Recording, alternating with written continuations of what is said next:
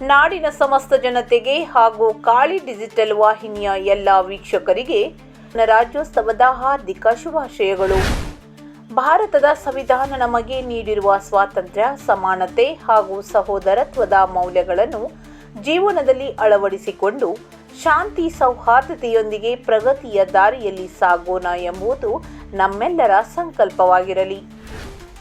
ಈ ಶುಭ ಸಂದರ್ಭದಲ್ಲಿ ದೇಶದ ಏಕತೆ, ಸಮಗ್ರತೆ ಮತ್ತು ಅಭಿವೃದ್ಧಿಗೆ ದುಡಿಯುತ್ತಿರುವ ಪ್ರತಿಯೊಬ್ಬ ನಾಗರಿಕರಿಗೆ ನಮ್ರ ವಂದನೆಗಳು. ಶುಭ ಕೋರುವವರು ವೆಸ್ಟ್ ಕೋಸ್ಟ್ ಪೇಪರ್ ಮಿಲ್ ಕಾರ್ಯನಿರ್ವಾಹಕ ಅಧಿಕಾರಿ ರಾಜೇಂದ್ರ ಜೈನ್ ಮತ್ತು ಎಲ್ಲ ಸಿಬ್ಬಂದಿ ವರ್ಗದವರು.